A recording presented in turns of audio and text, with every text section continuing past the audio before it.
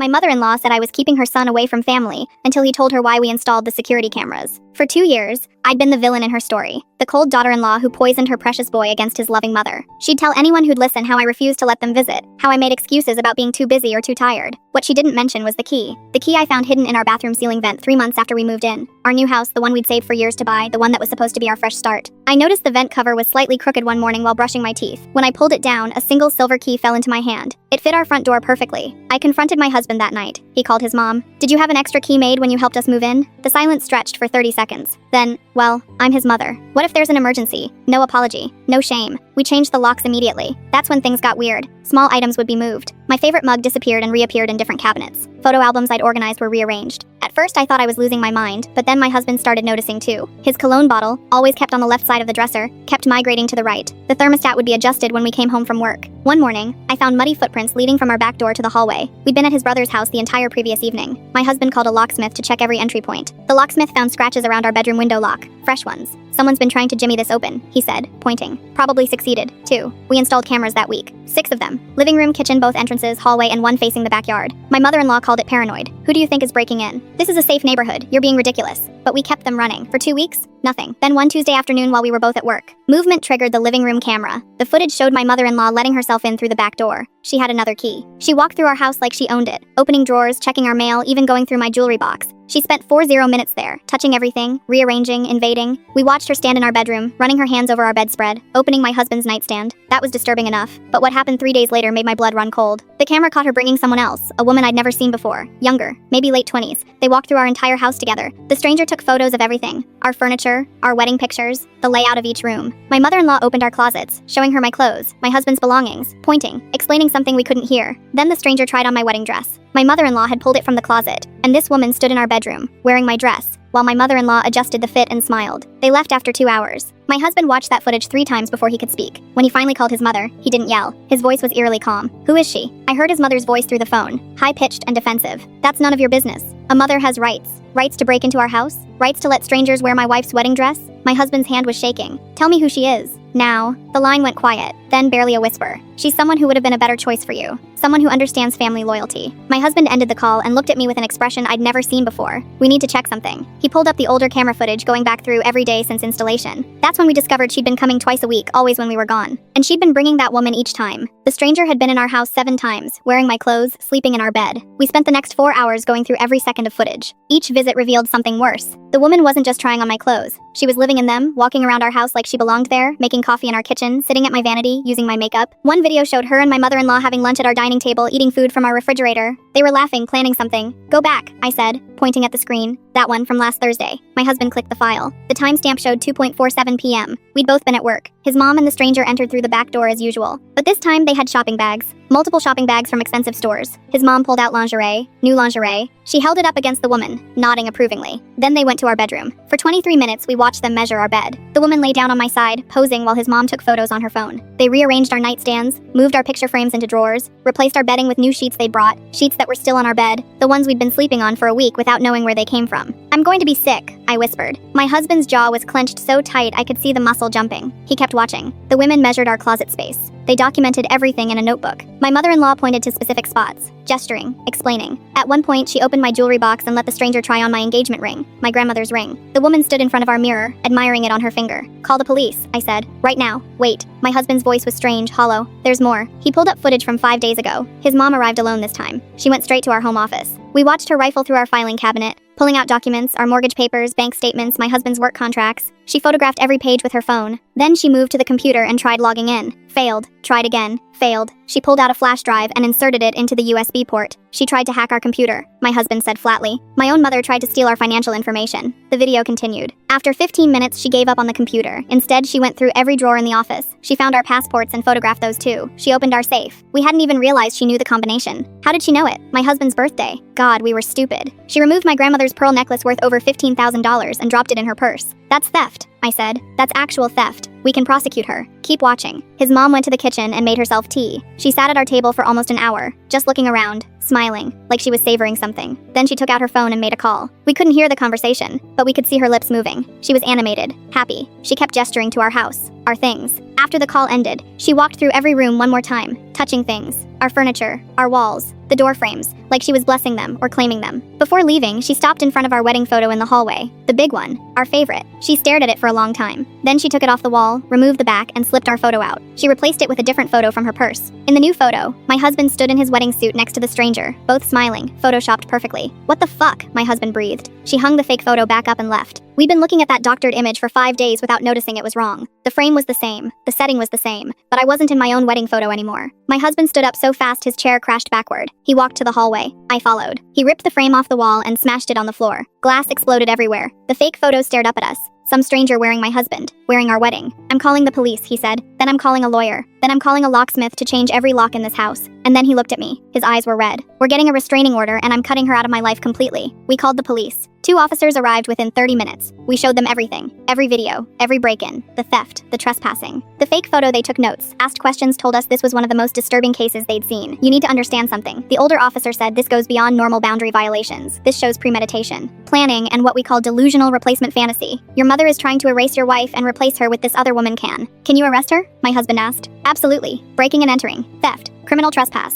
We have everything we need, but I'd recommend you also file for a protective order immediately. This behavior could escalate. Escalate to what? The officer exchanged a look with his partner. In cases like this, where someone is trying to replace a family member with another person, the threat can become directed at the person being replaced. Your wife needs protection. A chill ran down my spine. My husband's hand found mine and squeezed hard. The officers took copies of the footage and filed an official report. They said they'd go to my mother-in-law's house that evening to make the arrest. They recommended we stay somewhere else for the night just in case. We packed bags and went to a hotel. We sat on the hotel bed, numb. My husband kept staring at his phone, then putting it down, then picking it up again. You want to call her? I said. Not a question. I want to understand why, he said. I want to hear her explain what possible justification there could be for this. Don't. Let the police handle it. She's my mother. She stole from us. She violated our home. She tried on my wedding dress with another woman. She photoshopped you into a fake wedding photo. She doesn't get to be your mother anymore. He flinched, but he didn't argue. Around 9 p.m., his phone rang. His brother. Did you have mom arrested? His brother demanded before my husband could even say hello. Yes. What the hell is wrong with you? She's your mother. She raised you. And you have her hauled away in handcuffs because of some paranoid delusion you and your wife. Stop. My husband cut him off. Come to our hotel. I'll show you the footage. Then you can decide if I'm the one with the delusion. His brother arrived 40 minutes later. He was angry, defensive, ready to fight. We pulled up the videos on the laptop and pressed play. We didn't say anything. Just let him watch. The anger drained from his face slowly. By the 3rd video, he was pale. By the 5th, he looked like he might throw up. Who is that woman? He finally asked. We don't know, my husband said. Mom won't tell us. This is insane. This is actually insane. Did you know about any of this? His brother shook his head quickly. No. God, no. I knew Mom was upset about you two getting married. She always thought he stopped himself. Thought what? That you could do better. That's what she'd say. That your wife wasn't good enough for our family. He looked at me. I'm sorry, I should have said something. I just thought it was normal mother-in-law stuff. I didn't think that she'd break into our house and stage a replacement fantasy. I finished. Yeah, that. We spent another hour explaining everything to his brother. The key, the break-ins, the stolen jewelry, the financial documents. By the end, he looked devastated.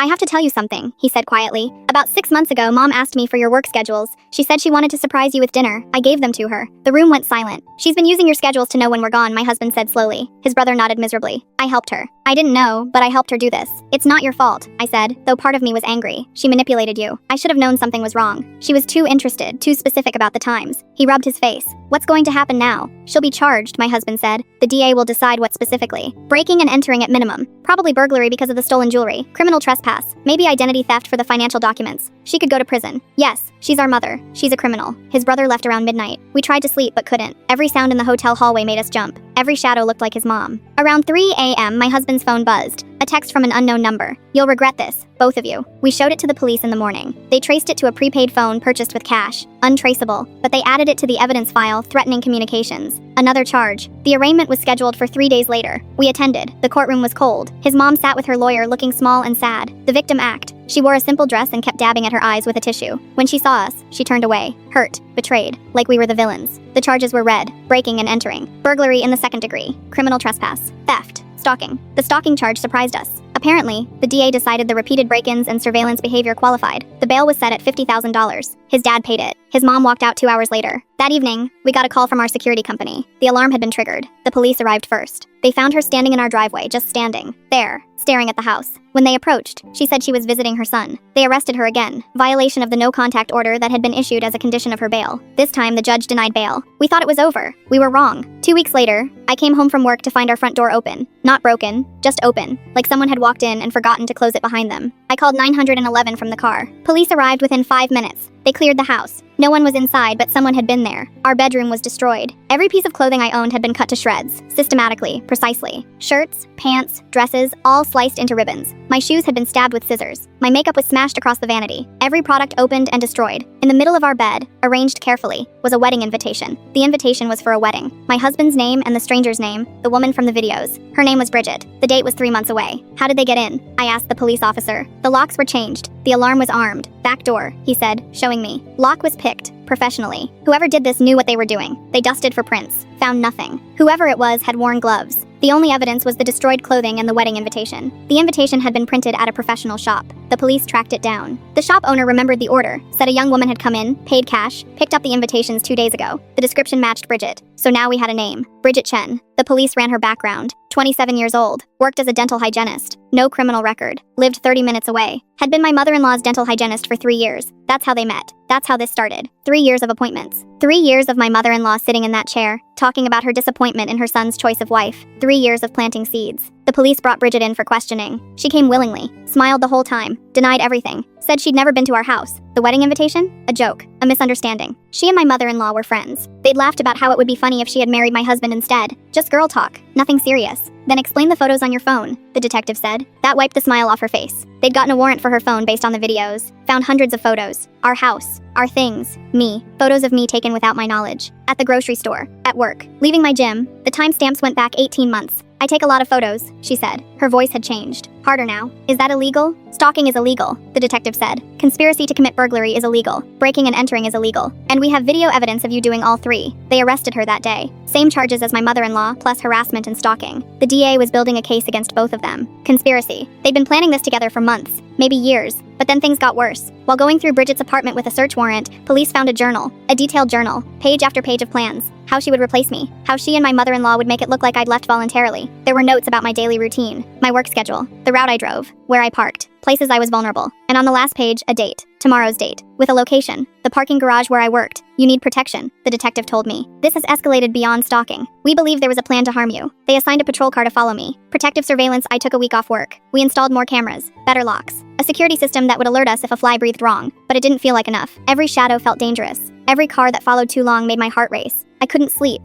could barely eat. My hands shook constantly. My husband tried to hold it together, but I'd catch him at night, staring at nothing, his face blank. He'd lost his mother, not to death, but to something worse. To the realization that the woman who raised him was capable of planning to hurt someone, planning to hurt me. His dad called finally, 2 months into this nightmare. I need you to understand something, his dad said. Your mother is sick, mentally sick. This isn't who she is. This is exactly who she is, my husband said. This is who she's always been. I just didn't want to see it. She loved you too much. That's all. She couldn't let go. She tried to have my wife hurt, possibly killed. That's not love. That's psychotic obsession. I'm not asking you to forgive her. I'm asking you to understand her. I understand perfectly. She's a criminal, and so is her friend. His dad hung up. We haven't heard from him since. The trial took 6 months to start, the longest 6 months of my life. We moved twice, changed phone numbers. I quit my job and found work remotely. We couldn't risk being predictable, being findable. During all of this, we discovered more, so much more. My mother-in-law had been collecting information about me since we started dating. 8 years of surveillance. She had hired a private investigator to follow me before we got engaged. She had copies of my college transcripts, my medical records. She'd somehow gotten access to everything. The PI testified during the trial, said she'd paid him $30,000 over 2 years, wanted to find something, anything, some secret she could use to break us up. She never found anything. So she created something instead. She created Bridget. Bridget testified too, told the whole story, how my mother-in-law had recruited her, offered her money, a lot of money, $200,000 to help rescue her son from his terrible marriage. Bridget thought it was a game at first, harmless fantasy, but the money was real. The plans became real,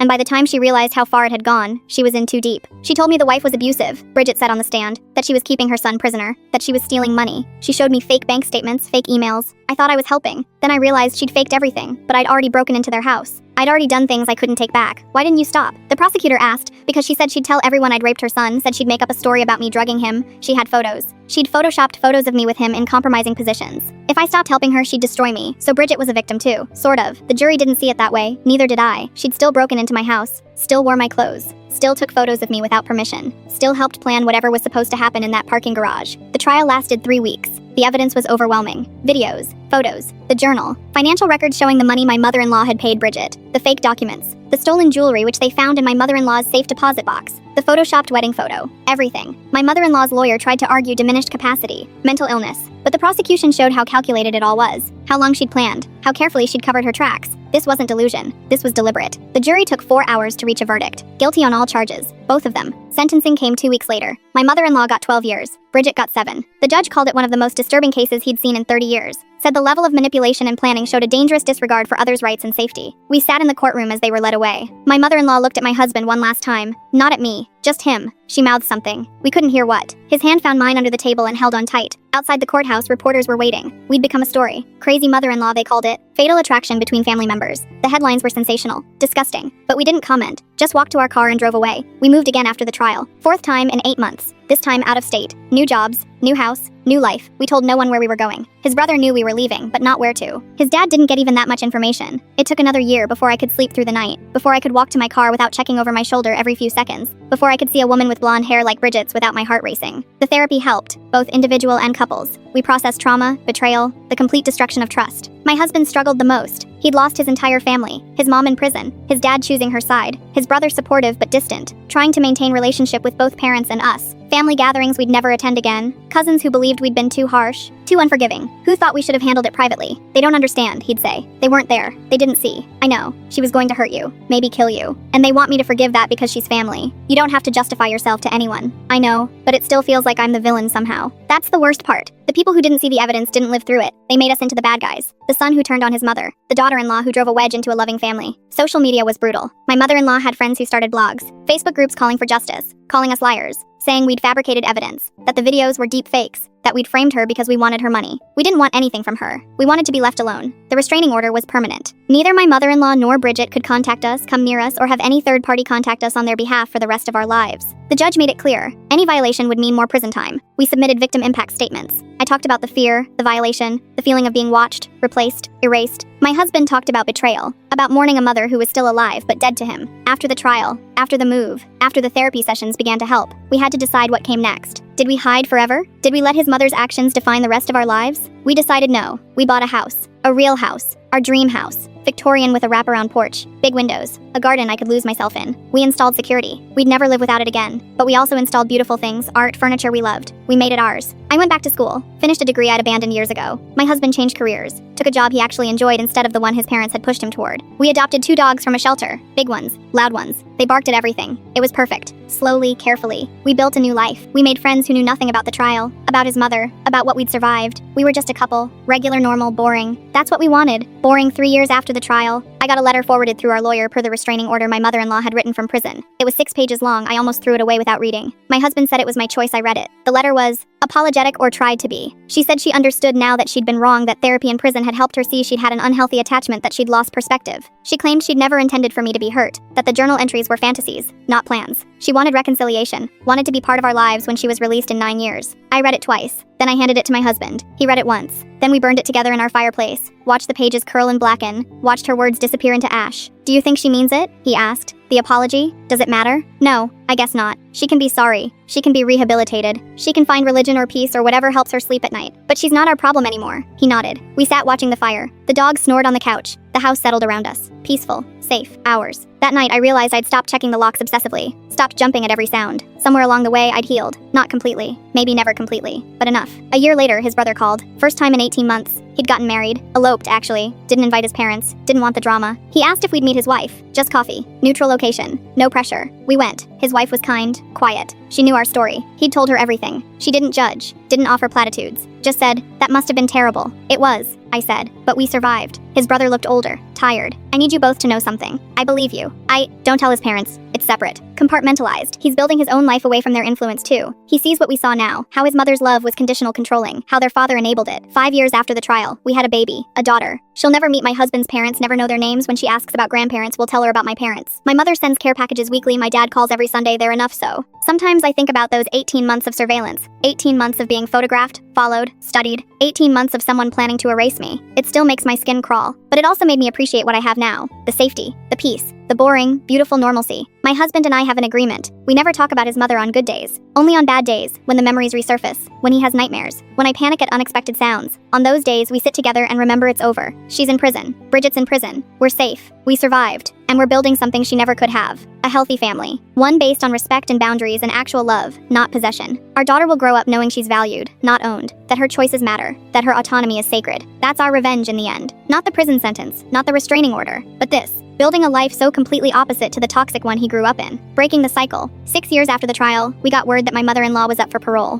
We submitted statements opposing it, detailed the ongoing impact of her actions, the thousands spent on therapy, the career changes, the moves, the trauma that still surfaces, the permanent fear that lives in the back of our minds. The parole board denied her request. She'd have to serve at least 10 years before she could apply again. His father sent an email through our lawyer, called us cruel, vindictive, said we were punishing her forever for one mistake, as if planning to replace your daughter-in-law is equivalent to forgetting someone's birthday. We didn't respond. Bridget got out after 5 years on good behavior. She moved across the country immediately, part of the restraining order terms. We got an alert when she was released. I didn't sleep for 3 nights. Kept seeing her face in our videos. Wearing my dress, my clothes, living my life. But nothing happened. No contact, no sightings. She disappeared into whatever life she could build with a felony record. I hope it's difficult. I hope she thinks about what she did every single day. I hope she never forgets. Year 7. My husband's father died. Heart attack. Sudden. His brother called to tell us. Asked if we'd come to the funeral. My husband said no. I watched his face as he said it, waiting for regret or guilt. There was none. Just sadness for what might have been if his parents had been different people. He chose her, my husband said after hanging up. Every time he knew what she was doing. Maybe not the extent, but he knew something was wrong. And he looked away. Do you want to go anyway? Say goodbye? I said goodbye years ago, when he called her actions loving his son too much. That was goodbye. We stayed home, held our daughter, made pancakes, went to the park, lived our normal, boring, beautiful life. His mother sent another letter from prison after his father died. This one shorter. Said she was alone now. Her husband gone. Her son gone. Asked if we could find it in our hearts to forgive her. To let her be a grandmother to her grandchild. I didn't even read it all. Neither did my husband. We filed it with our lawyer, documented it as another contact attempt, and moved on. Year 8. Our daughter started asking questions. She'd seen a friend's grandmother at school pick up. Wanted to know about hers. We sat her down that night. Kept it age appropriate. Simple. Daddy's mommy made some bad choices. I explained. She hurt people. She's in timeout. Like when I hit Tommy and had to sit in the thinking chair? Similar. But for grown-ups, timeout is longer when you hurt people. Will she get out? My husband looked at me, then at our daughter. Yes, but she won't be part of our family. Some people lose the privilege of being in our lives. Even family. Especially family. Families should treat each other best. When they don't, they're just people who hurt us. She seemed to accept this. Asked if she could have ice cream. Just like that, the conversation was over. We'd protected her from the details, from the horror. She'd grow up knowing we had boundaries, that we enforced them. That family wasn't a free pass to abuse. Year 9, I stopped counting. Stopped marking time by the trial, by the trauma. Started marking it by the good things. Our daughter's first day of school, the promotion I earned, the garden I'd spent 3 years cultivating finally blooming exactly how I wanted, my husband coaching her soccer team, movie nights, beach vacations, ordinary joy. The anniversary of the verdict came and went without either of us mentioning it. That's when I knew we'd truly moved on. We'd integrated the trauma, learned from it, and refused to let it define us. Year 10, my mother-in-law completed her sentence. She was released on a Friday morning. We'd been notified in advance, had our security company on alert, reminded our daughter's school about the restraining order, took precautions. Nothing happened. She didn't come near us, didn't try to contact us, didn't show up anywhere. For 6 months we waited, tense, watching, but she stayed away. We learned through his brother that she'd moved to another state, living with a cousin, working at a grocery store, quiet life, alone. He said she'd asked about us, about her grandchild. He told her nothing, maintained the boundaries we'd set. I was proud of him for that. Do you think she's changed? I asked my husband that night. I think she's older, weaker, broken by prison. But changed? I don't know, and I don't need to know. Me neither. We never heard from her again. No letters, no attempts at contact. Either she'd finally understood boundaries or she'd given up. Either way, the silence was exactly what we needed. Our daughter is 12 now. She knows the basics. That her grandmother did bad things. That we had to protect ourselves. She's asked a few times if she could meet her. We've said no. Gently, firmly. Explained that some people aren't safe, even if they're family. She accepts this. Trusts our judgment. She's happy, healthy, free from the toxicity that plagued my husband's childhood. She has boundaries, agency, a voice we listen to. She'll never know what it's like to be treated as property, as an extension of someone else's desires. That's the real victory. Sometimes, late at night, I think about those videos. My mother-in-law walking through our house, touching everything, claiming what wasn't hers, trying to erase me. I think about how close they came, how vulnerable we were. If we hadn't installed those cameras, we might never have known. I think about the woman in my wedding dress, the fake photo, the journal planning my removal, and I'm grateful not for the trauma, never that, but for surviving it, for the strength we found for the family we built from the ashes. My husband sometimes asks if I regret marrying him, if the nightmare with his mother was worth it. I tell him the same thing every time. I didn't marry his mother, I married him. And him, he was worth everything. Last month we finally took down the last of the extra cameras. We're not victims anymore, we're survivors. And we've survived into something beautiful. Our daughter brought home a school assignment last week, a family tree project. She drew it carefully. My parents, my siblings, my husband's brother, his wife, their kids. And then, in the spot for my husband's parents, she drew a small line through the branches, wrote in neat letters, "Not part of our family." The teacher had added a note. We discussed family estrangement in class. She handled this maturely. My husband looked at that tree for a long time. Then he put it on the refrigerator, right in the center, where we'd see it every day. She gets it, he said. She does. She'll never have to wonder why we made the choices we made. No, she'll understand. Family isn't automatic. It's earned. That night, we made dinner together. All three of us.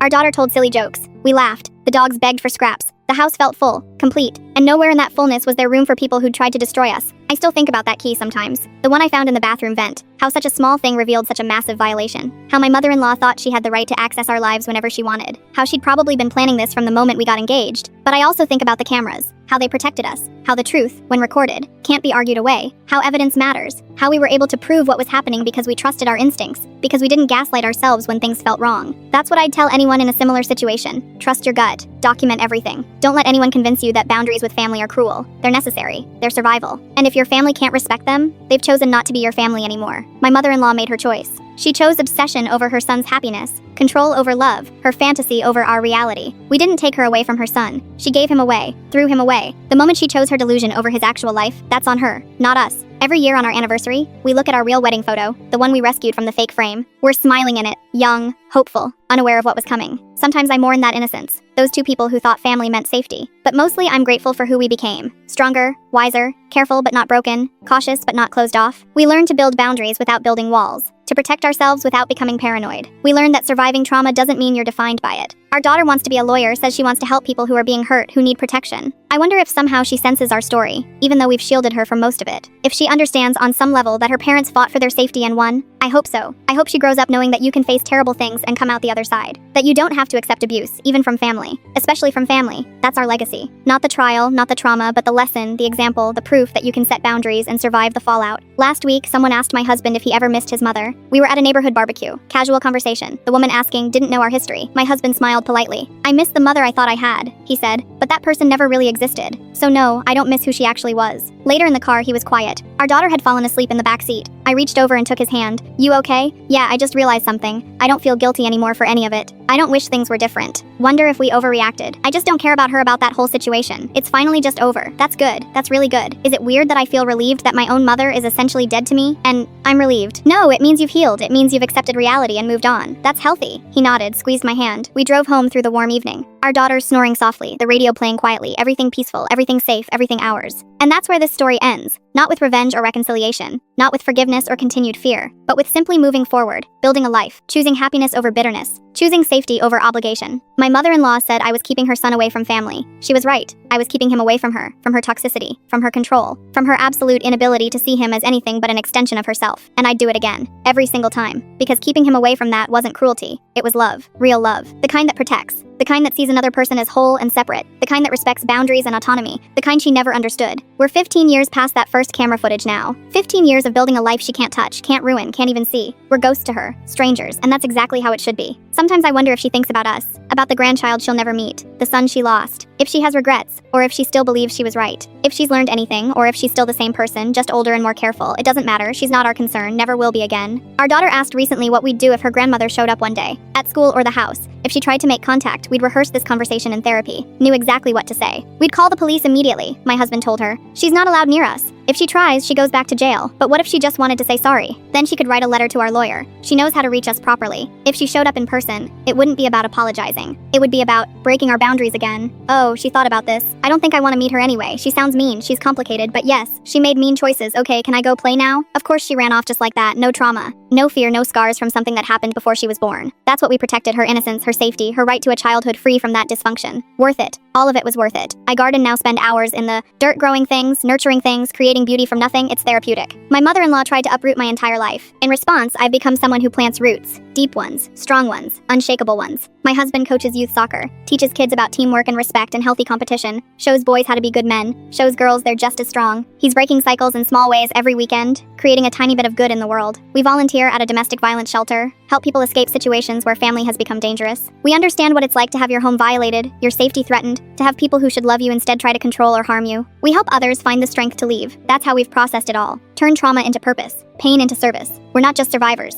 we're advocates. Proof that you can rebuild after everything falls apart. The house we bought after the trial has become a home, real home. Every inch of it is ours, chosen by us, filled with our memories. No ghosts, no invasions, no fear, just life, messy, beautiful, ordinary life. And isn't that what she tried to take? The ordinary, the boring, the simple joy of coming home to your own space with your own family and your own choices. She wanted to dictate our lives, control our happiness, make us extensions of her will. She failed, completely, utterly, failed. We won, not because she went to prison, not because she's alone, but because we built something she couldn't touch, something authentic and healthy and wholly ours, something that will outlast her, something our daughter will carry forward. That's the real ending, not the trial verdict, not the restraining order, not even the permanent no contact. The real ending is this. We're happy, despite everything, despite her, despite the trauma and the fear and the violation. We're happy, and she can never take that away. That's my message to anyone dealing with toxic family, anyone being told they're overreacting, anyone being guilted for setting boundaries, anyone being made to feel like they're the villain for protecting themselves. You're not the villain. You're the hero of your own story. And sometimes heroes have to slay dragons that wear familiar faces. Sometimes the monster is family, and that makes it harder, more painful, more complicated. But it doesn't make you wrong for fighting back. We fought back. We protected ourselves. We built boundaries that held, and we created a life worth protecting. That's not cruelty. That's survival. That's strength. That's love. Real love. The kind that sees. The kind that protects. The kind that respects. My mother-in-law never learned what real love looks like. Maybe she couldn't. Maybe something in her was broken beyond repair. Maybe she was a victim of her own toxic upbringing. I don't know. I don't care. Her trauma doesn't excuse her actions. Her past doesn't justify what she did. She made choices. We made different choices. And now we live with the consequences of those choices. Consequences that for us look like peace and safety and joy. So yes, I was keeping her son away from family, but not from all family. Just from the toxic parts, the dangerous parts, the parts that couldn't see him as a person rather than a possession. I was keeping him safe, keeping us both safe, and now keeping our daughter safe. That's not villainy, that's love. And I do it again tomorrow, every day, forever. Because protecting the people you love from those who would harm them isn't cruelty. It's the most basic act of care, of humanity, of family, real family, the kind we chose, the kind we built, the kind that matters. And that's my mother-in-law's legacy. Not the woman she wanted to be, not the grandmother she'll never become, but the cautionary tale, the lesson in what happens when love becomes possession, when care becomes control, when family becomes prison. She taught us what not to be, how not to love, what not to accept. And in running from her example, we found our way to something beautiful. So thank you, I guess,